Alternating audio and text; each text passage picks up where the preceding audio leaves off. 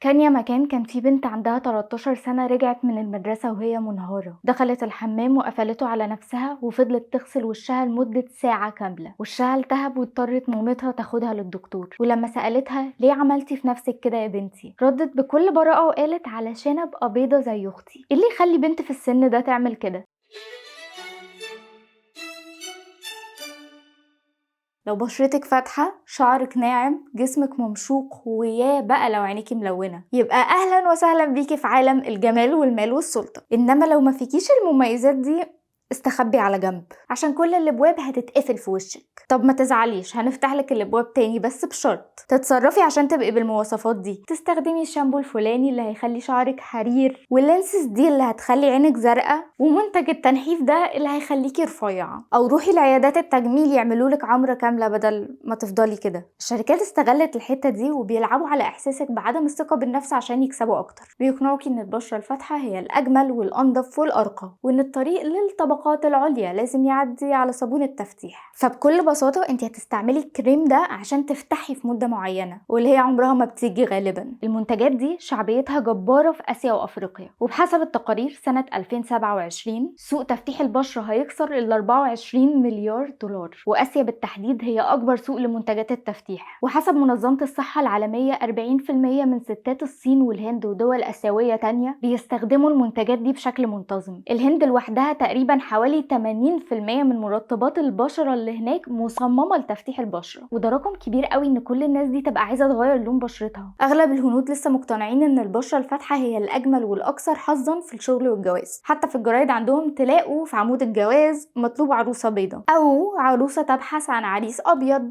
الموضوع عندهم متأصل قوي. يعني بعض الباحثين بيربطوا ده بتاريخ الاستعمار البريطاني، لما فضلوا اكتر من 200 سنة تحت حكم انجليزي عنصري. ساعتها البريطانيين كانوا السادة والهنود هم اللي كانوا بيخدموهم، فاتبرمجت العقول ان الابيض هو السلطة والجمال. يا سلام على التاريخ اللي بيخدم مبيعات كريمات التفتيح. وسنة 2020 الحكومة الهندية اقترحت قوانين وغرامات على كل الاعلانات اللي بتروج لتفتيح البشرة. بس طبعا السوق لسه شغال. اكيد انا مش ضد العناية بالبشرة، بس في حاجات بقت بتخض.